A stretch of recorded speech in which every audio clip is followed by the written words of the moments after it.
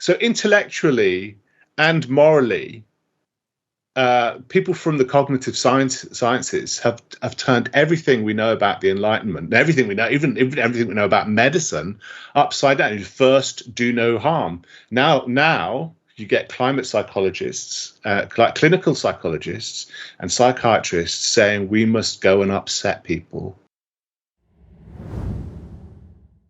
You're listening to the Corbett Report. Welcome back, friends. James Corbett here, CorbettReports.com, and a conversation that's coming to you being recorded on the 8th of April 2024. And although I am often the bearer of bad news and talking about depressing and horrible things that are going on in the world, it is one of my rare joys in life to be able to bring to my audience's attention, well, I won't say new writers, but at least new to the audience, potentially. And today will be no exception to that. I'm going to be talking to Mr. Ben Pyle of the Net Zero Scandal Substack. He also has a website, climatedebate.co.uk. He is a writer at The Daily Skeptic. And we're going to be talking about, well, a very specific article that he has written recently on a subject that I know intersects with subjects that are interesting in my world, and I'm sure to the regular viewers of the Corbett Report audience, specifically his recent article at The Daily Skeptic, Behavioral Scientists Aren't Just Wrong About How to Win Over Electorates to Crackpot Progressive Policies. Their Evident Contempt for the Masses has contributed to the Global Populist Revolt, which is quite a mouthful, but quite a good description of that article. On that note, as I say, I have only recently discovered Ben Pyle and his writings, but I will definitely direct people towards some of them that I find fascinating and that could be the subject of conversations in and of themselves. For example, a recent article on the rash of Carney, talking about the former Bank of England and Bank of Canada governor, who is now apparently advising the Labour Party on climate policy. Also, a very interesting article on the unofficial official ideology of British institutions, which goes some way towards very factually laying out and eviscerating the ideological narrative being portrayed by the BBC and the Royal Society about capitalism and environmentalism. Also, an excellent 20-minute compendium video called Why There Is No Climate Crisis, which it contains a lot of inconvenient facts that the Extinction Rebellion crowd would probably rather you not know about. So I will, of course, link up all of those in the show notes. But here to talk about his most recent article, let's bring on Ben Pyle. Ben, thank you very much for joining us today. Oh, thanks for having me. It's great to be here and to meet you at last. Yes, excellent. Well, as is my wont, since you're the first, this is your first time on the Corbett Report, why don't you introduce yourself to us? Who are you? Where do you come from? Why are you writing about these subjects? Oh, yeah. So thanks very much. That's a huge question. And I should point out first, I didn't write that title. I wrote the article. I didn't write the title of that really long piece. Actually, it's probably getting on for probably the longest title of anything I've ever done. And I used to get accused of writing 800 words where 80 would do. And so that sort of effort, I guess, started about 20, maybe 17 years ago in the late 2000s. And we were, I and a writing partner, we picked up some problems with the climate narrative, so to speak, as it was sort of then. And we decided we'd sort of capitalize on that. We'd invest our time in that and write about these problems that we perceived. And that was that climate change had sort of almost descended to science or to climate science in particular.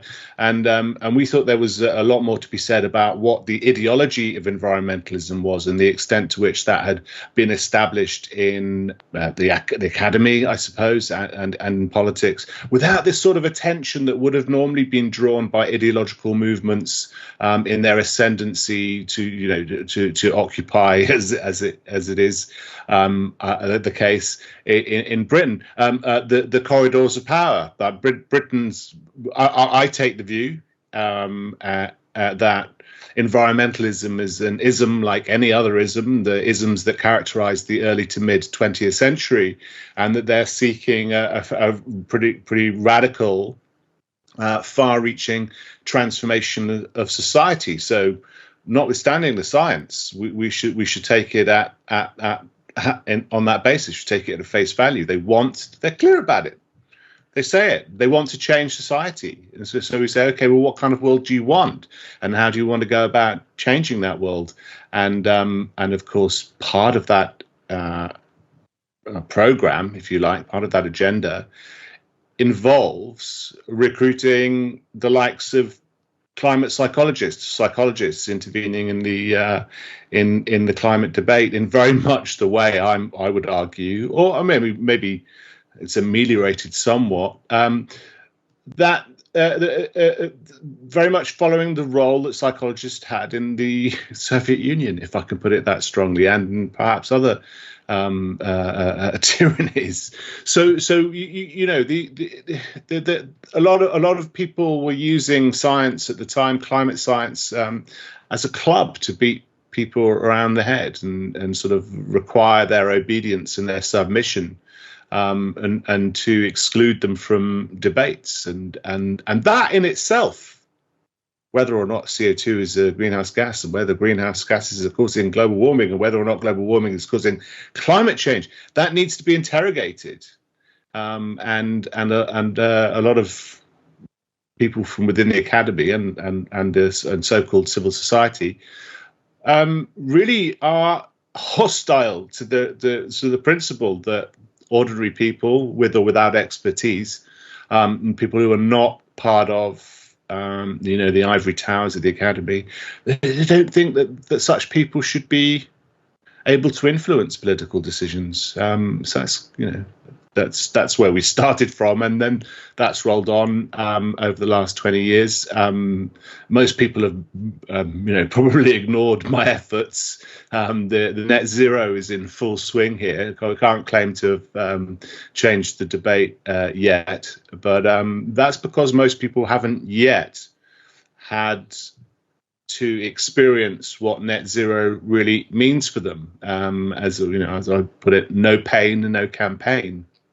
It wasn't until recently that people really felt the effects of high prices, and so things are changing now. The mood of the debate has radically changed in the last few years. So and that's created opportunities to do more stuff. Been writing for Spiked for most of the duration, and now writing for Daily Skeptic, and producing more videos and criticisms of the agenda. Well, you raised there, I think, two of the important intertwined aspects of what we're talking about today. One is the haughty elitist attitude of the would-be rulers of society and directors of society, the social engineers who wish to manipulate the masses, and how out of touch they really are, but also the growing backlash to that is forming now that the net zero campaign is really starting to impinge on people's everyday lives. So in order to set the table for this conversation, to get a handle on this article, I was thinking, what is the best way to introduce this to the audience? And it struck me, why not start at the beginning? So with that amazing brainstorm out of the way, let me just read the opening paragraph to this article, because I think it sets the table in a good way. Nothing strikes as much fear through the establishment's fact-checkers and hate vanquishers as the rise of populism. Democratic backlashes against dominant ideologies and policy agendas are the natural and inevitable reaction to the intransigence of those who advance them. These reactions, which look likely to sweep many populist parties to power in elections this year, are seen by incumbents as the reemergence of dark historical forces.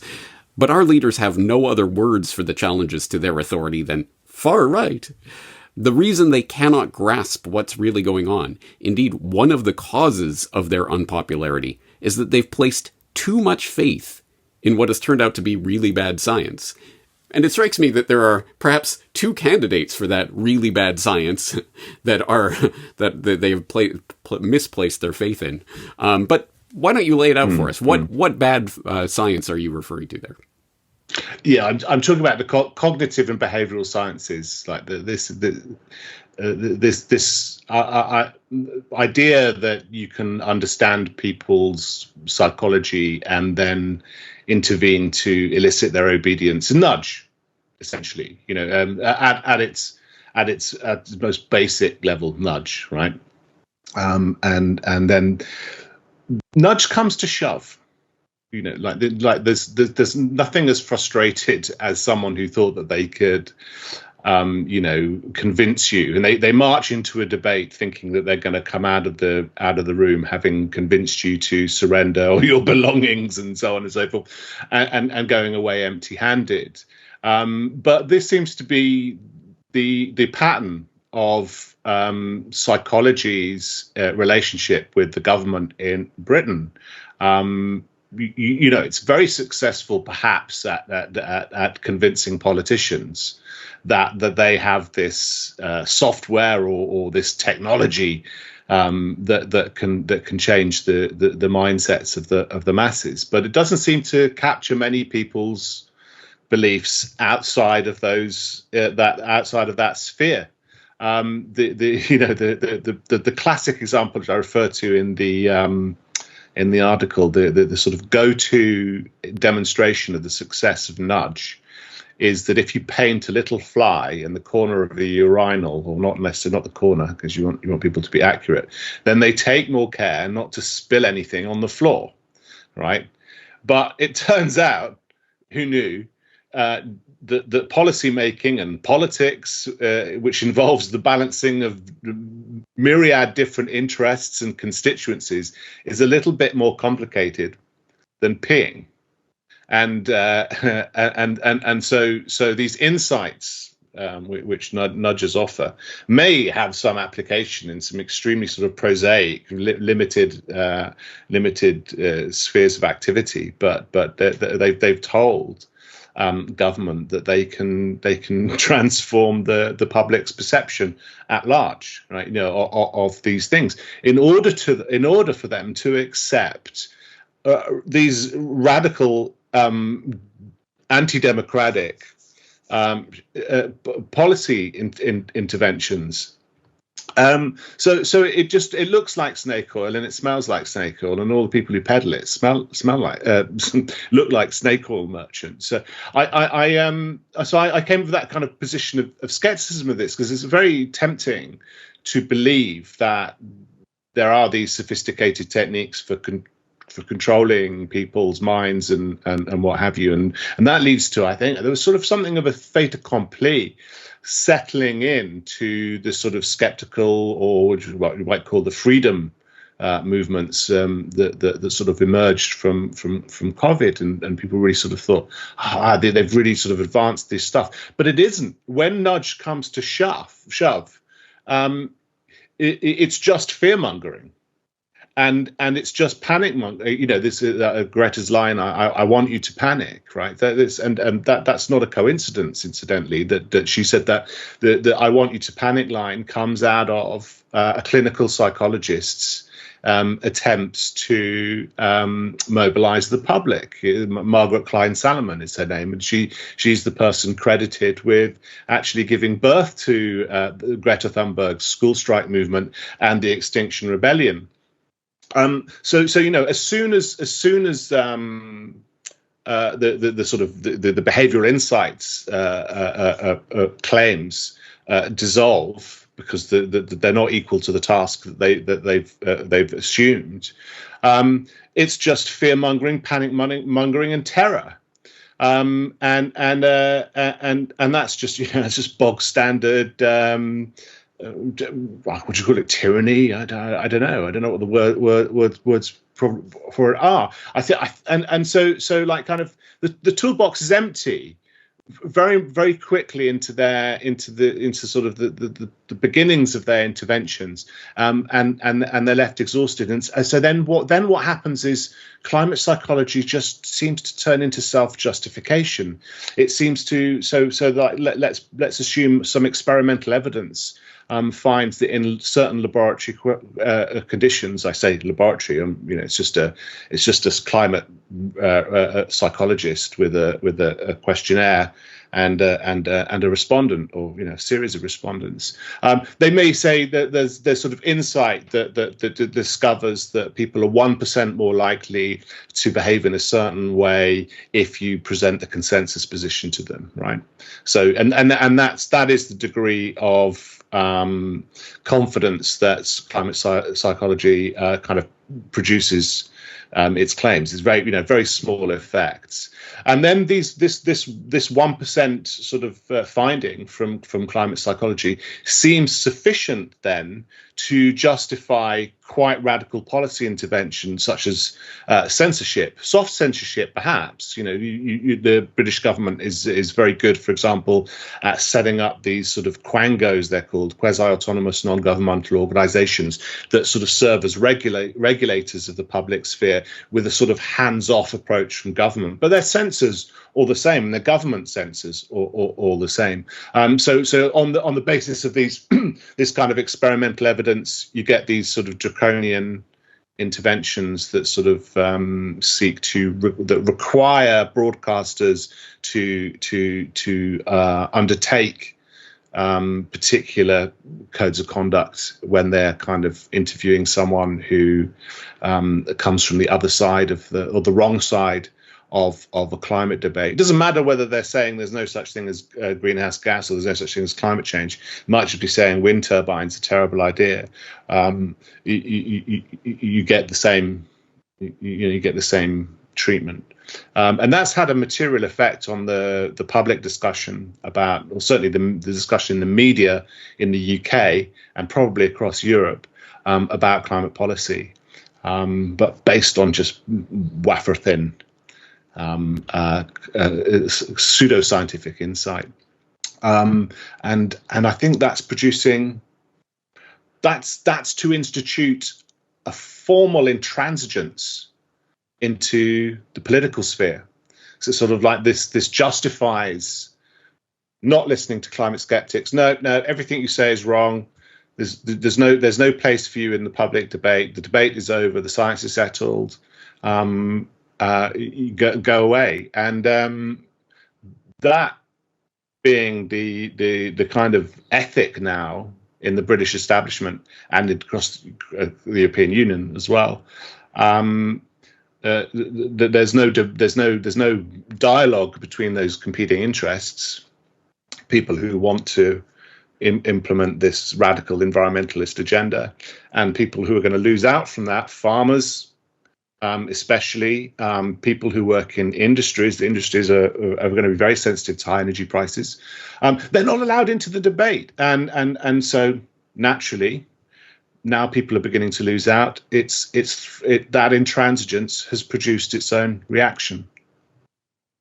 You raise a number of important points there. One of which is that I think these would-be social engineers really do believe that they're these master Machiavellian manipulators who are able to fine-tune public opinion because they're masters of public psychology. But in reality, as you point out, and as you reference here in the article, I mean, it's not only the replication crisis that has pervaded all of psychology and much of science besides, but psychological science in particular, but also the known political biases within the field of social sciences have undermined what I think most people know is a lot of baloney and hoo-ha anyways. It always strikes me, these types of studies that are carefully designed, where they come in and they, for example, they have someone who is pro-death penalty and someone who is anti-death penalty, and they separate these groups, and then they give the pro-death penalty people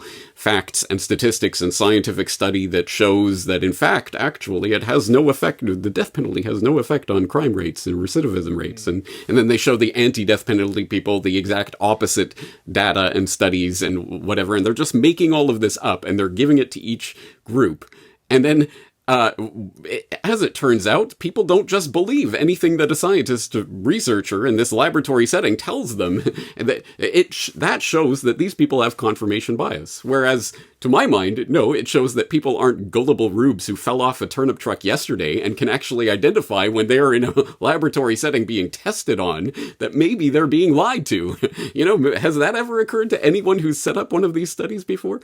Anyway, that type of nonsense leads to this nonsense science in which people believe, perhaps, maybe the people who are really buying the idea that this is some sort of fine-tuned master manipulation of the public consciousness and they can nudge people in whatever direction they want. The only people who are really buying this are the politicians who, speaking of confirmation bias and cognitive dissonance, are the ones who want to believe that they can do this. And so it creates this sort of self-licking ice cream cone that accomplishes nothing but makes these people feel very good about excluding, as you say, inconvenient people from this conversation, which obviously, as you point out in this article, obviously leads to the political backlash that we are seeing right now, in a way that's so obvious that I don't know how anyone could not predicted that this would be the inevitable result of this increasing intransigence of the people listening to this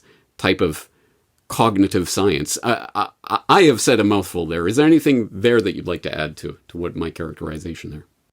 Yeah, and I think the dominance of sort of nominally left-wing ideology in psychological sciences. I mean, it speaks to a lot of things, but it really is the case that if psychologists want to study something, I think, and with relation to facts and ideology and people's comprehension of science, they should really study climate psychology. Because it's a basket case. First of all, it needs the intervention of clinical psychologists. It needs someone to come and clean it up. It's if not just get rid of the whole thing. I mean, it is a nonsense. But I mean, that might sound unkind, but I remember that one of the first encounters I had with, well, I can say a couple of them actually. The first encounters I had with this field. The first was, I think, John Krosnick out of Stanford, which is this, institution with this worldwide reputation, this fantastic, university. I'm not sure if it's Ivy League. I'm not sure how it works in the States, but nonetheless, right. He said that he sort of published this research. This is, I think, 2008, saying that if there was balance on a TV show, a news show, and they surveyed hours and hours of footage, and they showed them to hundreds of participants in studies. If there is balance in a news item on a climate question, then the public are more likely to come out at the other side questioning climate change dogma. Who knew, right?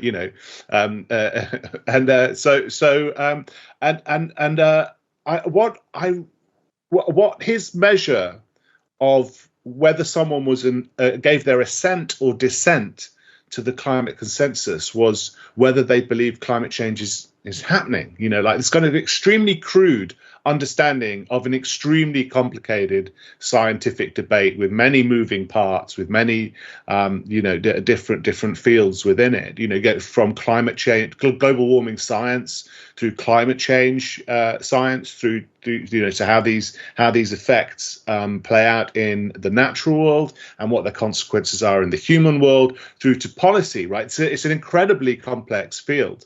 Or chain of reasoning, but he distills it to this one kind of thing.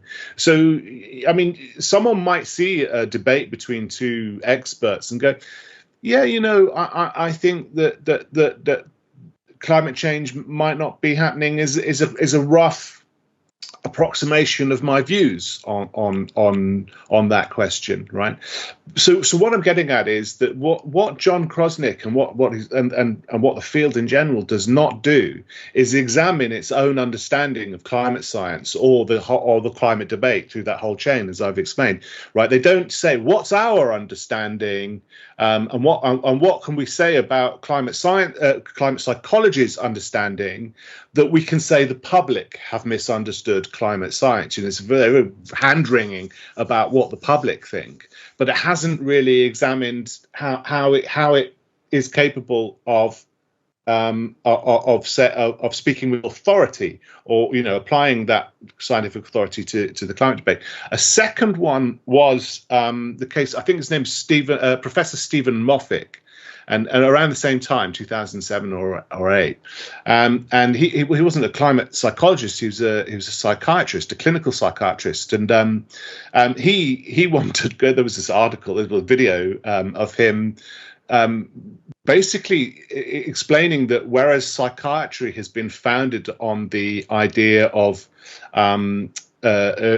trying to relieve the distress that people with mental health problems experience, how could psychiatrists intervene to create a level of distress in people such that they then became obedient to climate environmental imperatives? So it's like kind of this like, how can we make people feel so uncomfortable?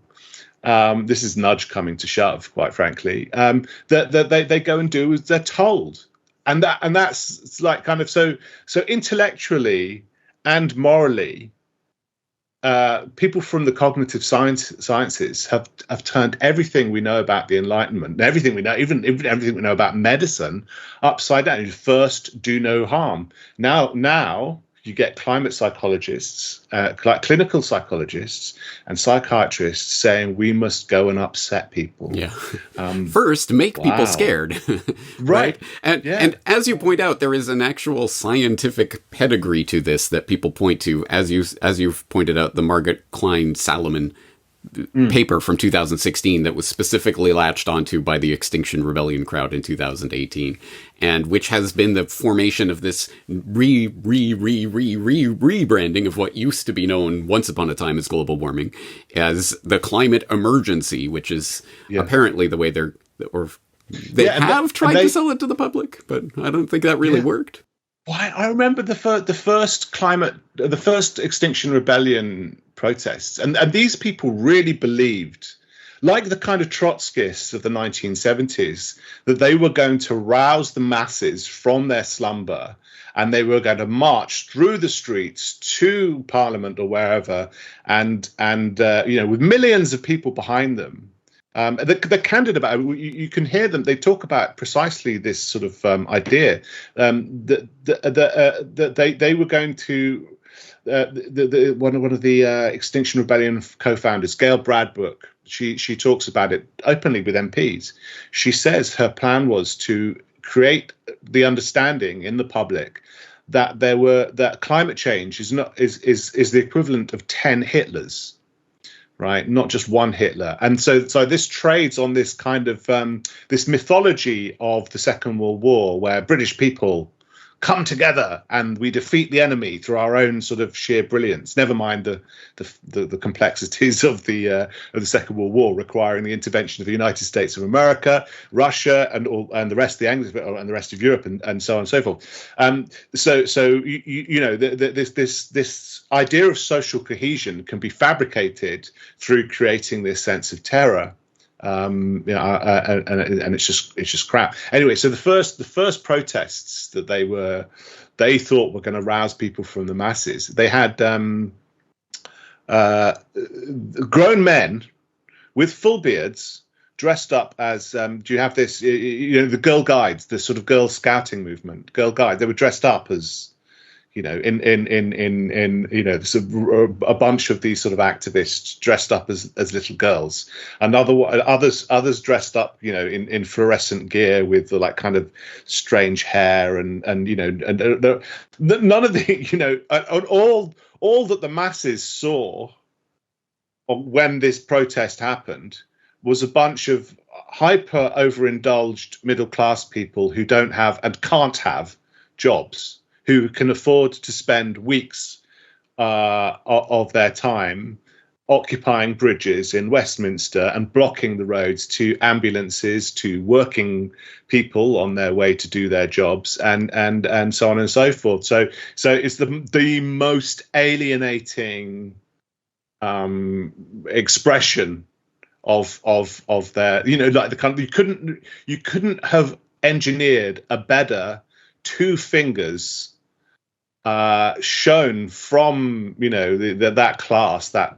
part of the British society to the masses. To my non-British listeners, two fingers might be a middle finger, the equivalent. Yeah, right. the bird. Yeah. But yeah, no, I know what you mean. In fact, I remember the imagery of the Vestal Virgins that they were dressing up at one of these parties that they threw.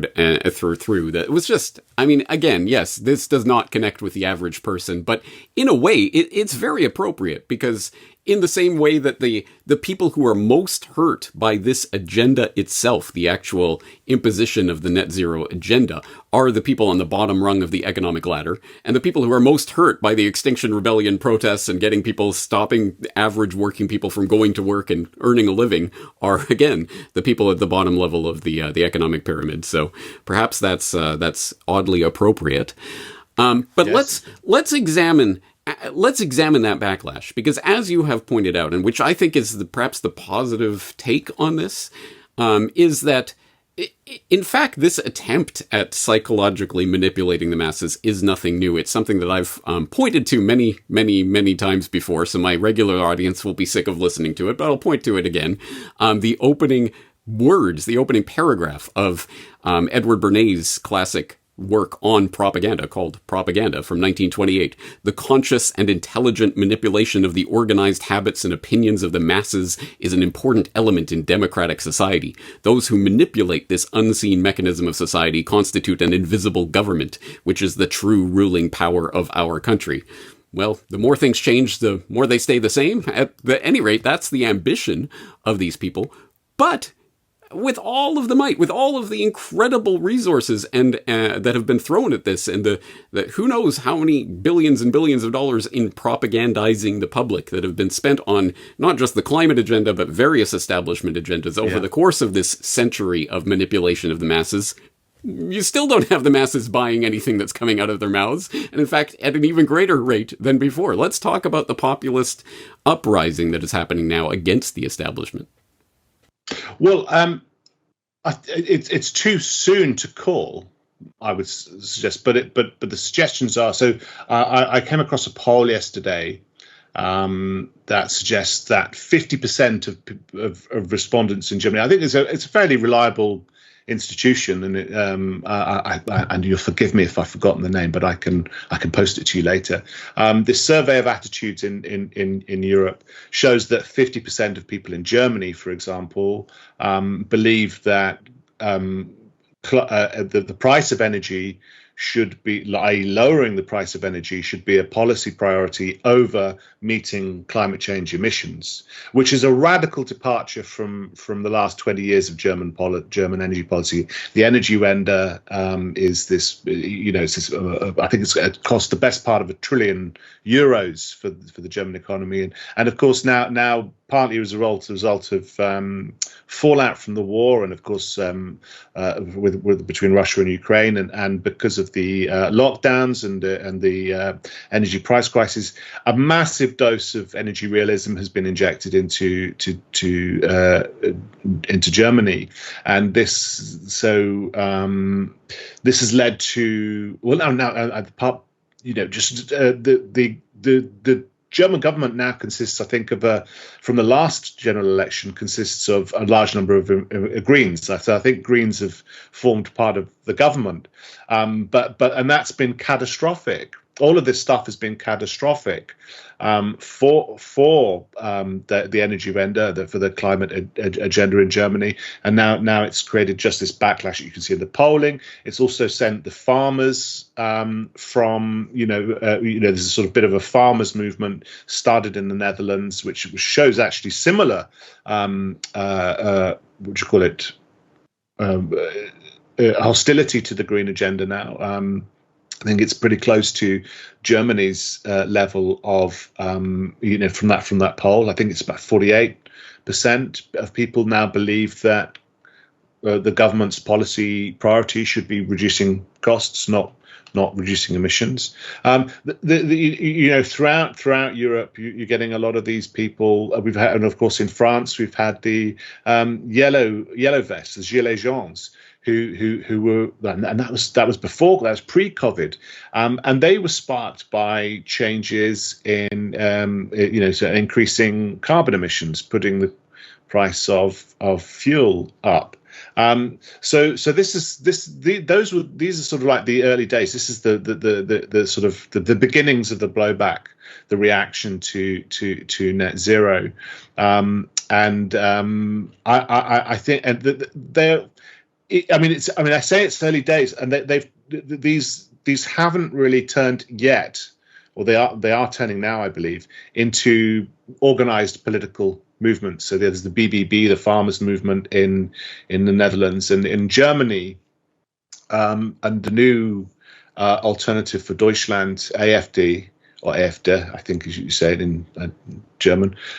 They are now pushing the sort of parts of the sort of social democratic and soft conservative movements into second and third place in Germany. Now they're sort of occupying 20% of the polls, or winning 20% in the elections, and look like they may be rising.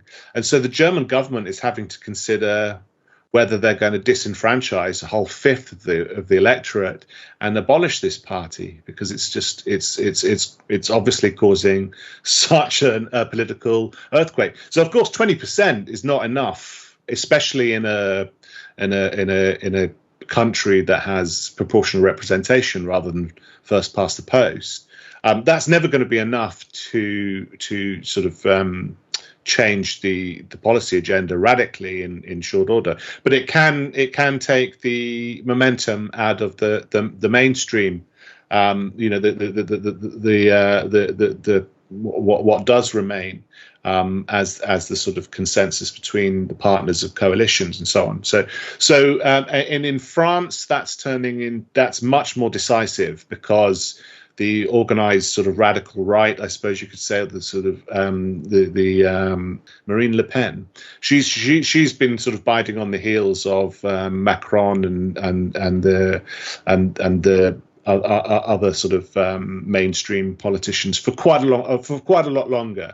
The far right. I think the origins of Le Pen's political movement are her father. I've forgotten his name now, so that's not very helpful. I think that part of that history can be designated as far right. Quite, it's further right than centre right. Let's put it that way. But she softened her stance, and she doesn't have quite the same preoccupations that movement had in the past.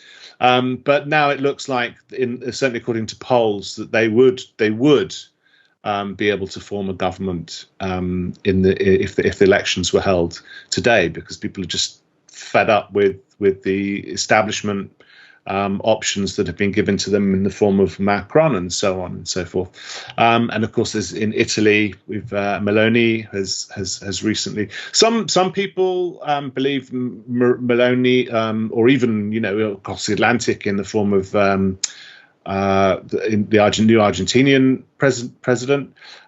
Some people think these are kind of sort of sellouts, sort of almost establishment sops, sort of put into position. But they must, it must be quite a tricky job being the president of a country that has a radically different perspective to what the rest of the international community, as it likes to call itself. Well, this is one of the reasons why I personally don't put much stock in the political process itself and the machinations, because it is all part of that establishment machinery that will inevitably be engulfed. But what you're pointing to is, at the very least, all of these political movements are manifestations of a sea change in public opinion, general public opinion, that would have, as you point out with regards to those German poll responses, that would have been unthinkable even a few years ago, let alone a decade or two ago. So that really represents a true change that is taking place that I think is perfectly predictable at the exact point at which the wonderful virtue signaling of, oh yes, green, that sounds good, net zero sounds wonderful, at the exact moment where that actually starts to impact people's livelihoods is the point at which they'll start rising up against it. And so I think that's a manifestation of what we're seeing. But let me just add one potential devil's advocate question here from the other side of this, because we are poo-pooing to a large extent this cognitive science and the ability of these master manipulators to manipulate the public. But let's take a look at one of the other defining master manipulative movements of the past few years, specifically, as you'll know about in the UK, the SPI-B, Scientific Pandemic Influenza Group on Behavior, which was specifically a task force of behavioral scientists that were tasked with actually scaring the public into submission with regards to lockdowns and masking and all of that, which seems to have been remarkably successful in a large number of people in the public, at least for a couple of years. Maybe they can't maintain that momentum for very long, but they did seem to have a demonstrable effect on people's behaviors, at least in 2020, 2021.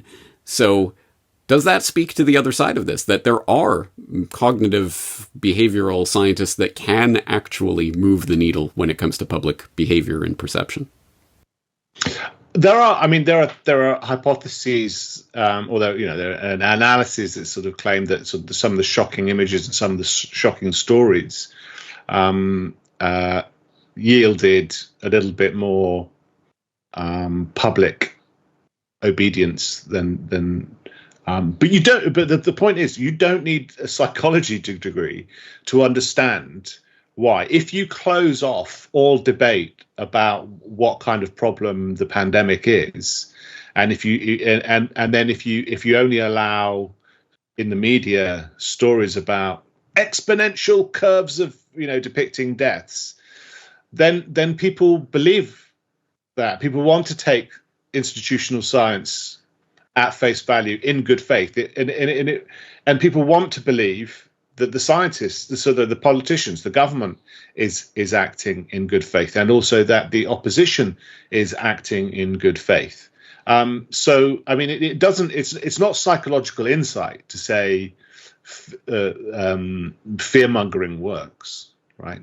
So I don't know what insights SPI-B and co were really able to bring to that, other than just to justify what the government had already done to itself. Like, kind of the scaremongering was led by the likes of Neil Ferguson, and who produced these models of infinite exponential growth, so that this time next year 1,500 trillion people would have died. Everyone on how many Hitlers is that? Tell us, Neil. so that's kind of the core, and the to just compare it to climate change, there's a lot of what I call consensus enforcement going on in climate psychology. So the analogous situation to the climate debate in COVID is this sort of these modeling exercises that produce radical warming, global warming feedback, and these sort of scenarios that are based on very implausible premises of everyone burns 20 tons of coal a year, and like the population increases from 8 billion people to 12 billion people, and no improvements in technology are made. These are the assumptions, and then those get turned into sort of consequences. It's sort of like these, they're called self-consistent storylines in the scientific literature. So these sort of animate people, and the psychologists turn up to sort of explain why that consensus, I put it in quotes if you're not watching, this consensus position needs to be defended, right? So what they say is an accurately informed public is necessary for proper decision making, for democratic decision making to be advanced, right? To go ahead. So the public needs to know the right thing, and the right thing are these terrible scenarios, and then so they're not fueling the debate on its own as such. They're just they're an ancillary to it. They're not the architects of the political agenda. They're just sort of servicing it, really, and they're servicing the ideological conception of problems like climate change and COVID, of pandemics. So I mean, how I think it would be rash to rule out that they have any impact whatsoever, right? That in especially in the situation where there's an emergency, right? So you can, once you've established fear, right? You can use that to justify this, that, or the other. But as someone said, I wish I knew who, sometimes a cigar is just a cigar, right? In reference to Edward Bernays, right? It's not always a penis, right? So it would be interesting to see where these psychological insights are useful and or effective. Not let's not, and whether and then there should be a moral debate about whether they should be applied or not. Like kind of but as I say, I don't think many of the insights are very much more powerful than the instance of a fly and a urinal, a picture of a fly and a urinal.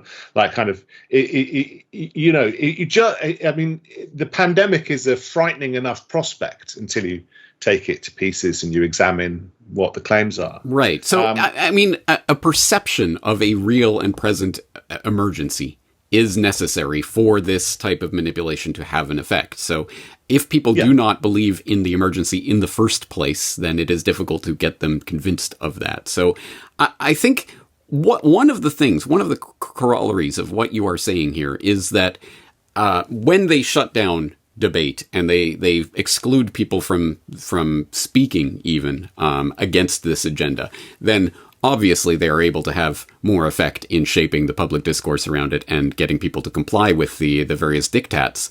That seems to me to suggest that as long as people can hear the voice of people like myself, of yourself, of other dissenting voices out there, as long as they exist, then we have a good chance of overcoming this type of manipulation.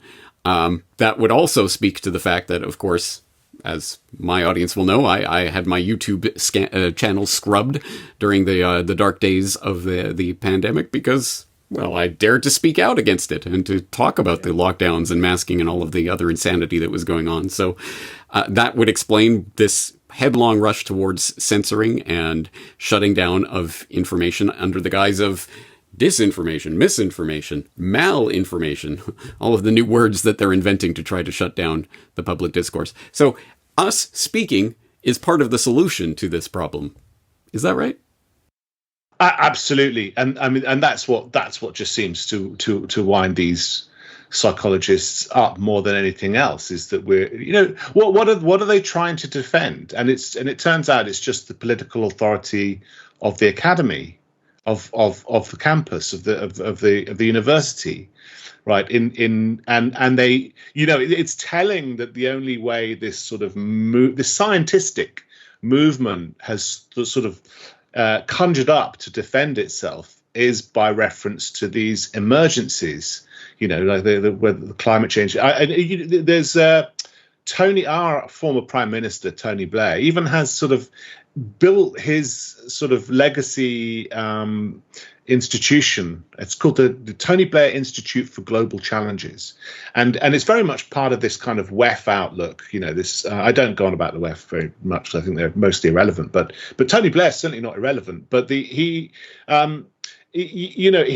presents the future of politics as sort of governments finding ways to respond to challenges which are sort of external to politics, very much to sort of, I think, to deprive ordinary people of a role in political decision making.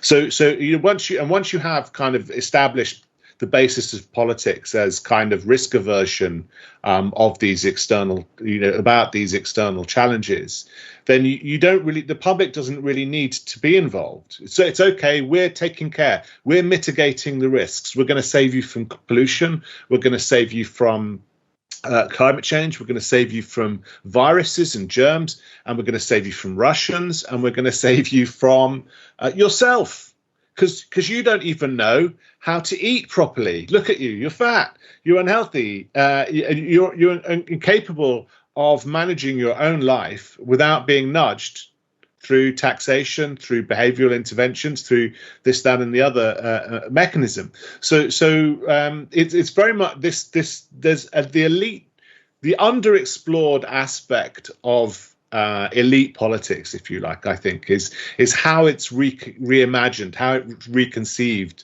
the public in order to sort of shore up its own position.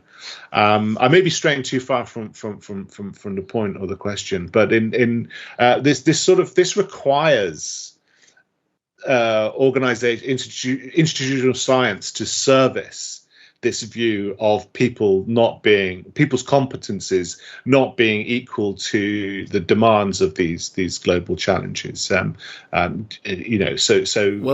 other one was scientists come up with the wonderful idea that we non-scientists are too stupid to understand this, so you have to leave society up to us and our management. Wow, what a self-serving idea that they've stumbled upon.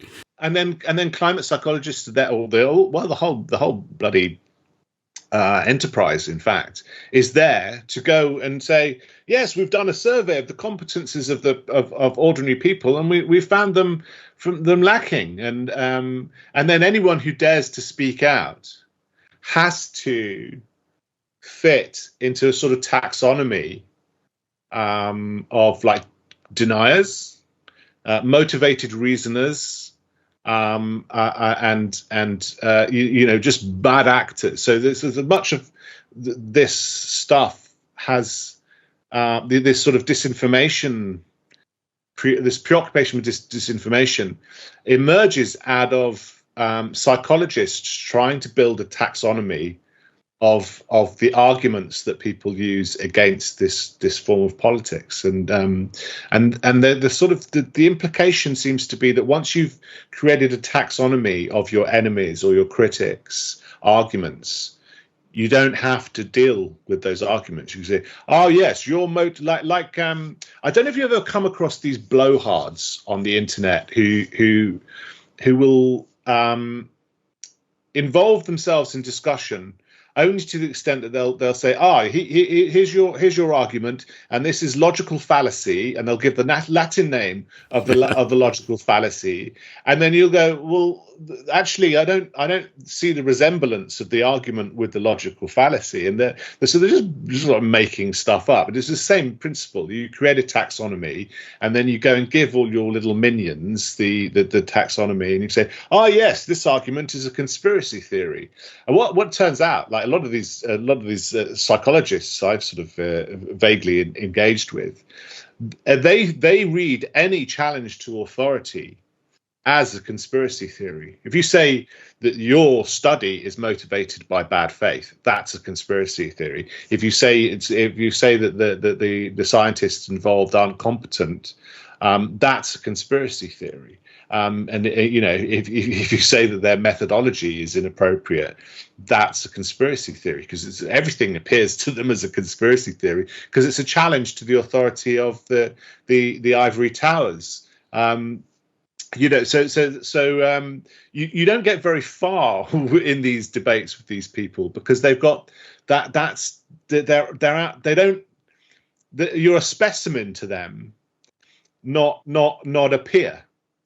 The pathologization of dissent. What particular cognitive defect do you have? Oh, you're a conspiracy theorist. Oh. The only reason, it's like, this is where the comparison with Soviet Russia comes in, is that it was mad to challenge the authority of the Soviet Union from within, because the consequences would be so grave. So they said you must be mad to challenge us. It's a catch-22. We're going to really hurt you. Yeah, you would be crazy to challenge it. Yeah, right. Yeah. So I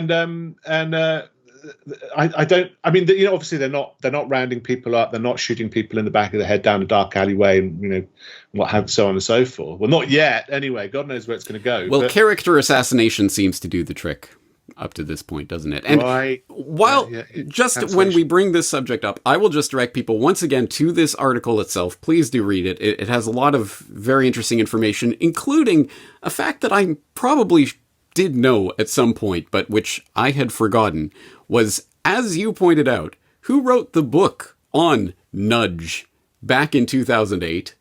Oh, Cass Sunstein, who will be very familiar to my listeners with regards to a paper that he wrote around the same time about cognitive infiltration of conspiracy theory groups and how to seed proper information into them to get them into disarray so that the government can do whatever it wants, etc., etc. Yes, I forgot about Cass Sunstein's role in all of that, particularly in the idea of nudge. So, yeah, I was the great thing about Cass Sunstein in this debate, I was always hoping someone would put it together. With respect to conspiracy theories, is the UK publisher of one of Cass Sunstein's books is based on the road is located on the road I grew up in. Right.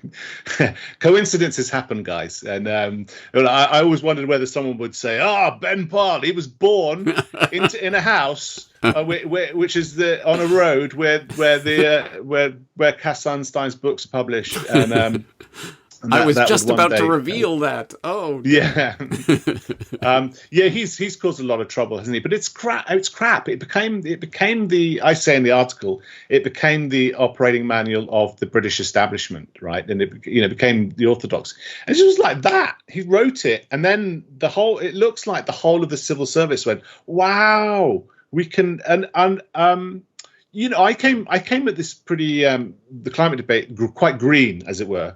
I had been a green, but I mean, as in green, as in naive, right? So I thought the best of the academia. I didn't really realize the depth to which it had sort of trashed itself, and I believed I sort of believed in the good faith of science and so on, and then I kept finding involvement between, for example, we had in the government, they set up a new department in around 2008 called the Department for Energy and Climate Change. And I'd look at the minutes and who was there, and they'd have all these psychologists. And it took me ages to understand why that would be. And why would someone who's sort of studying which way rats go around a maze, or what are the mechanisms of pain and so on, so why would they be there? Why would they? And it turns out that they're just propagandists, right? They're just sort of paper thin sort of justifications for their being there. It's like we've got to get people to behave. We've got to dispense with democracy, and the surfeit of democracy is our biggest problem, right?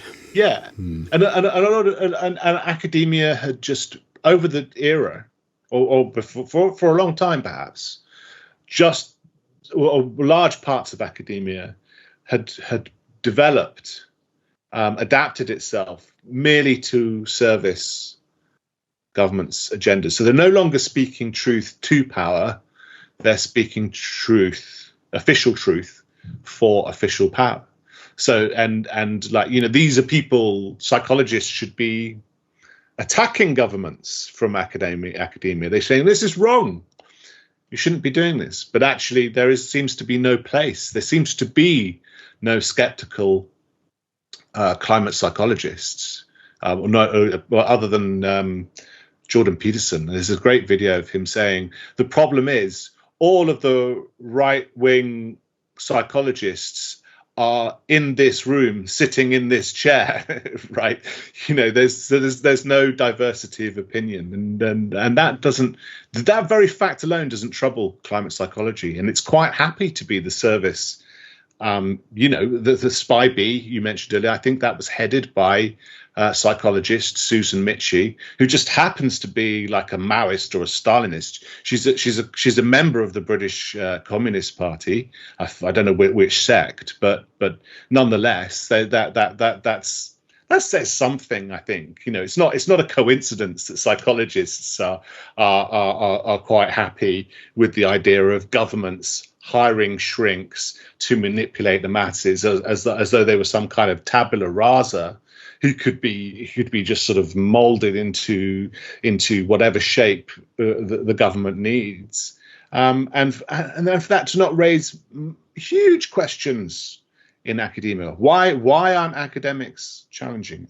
And that, I argue, is how we can know that climate change is BS, whether or not climate change is real, right?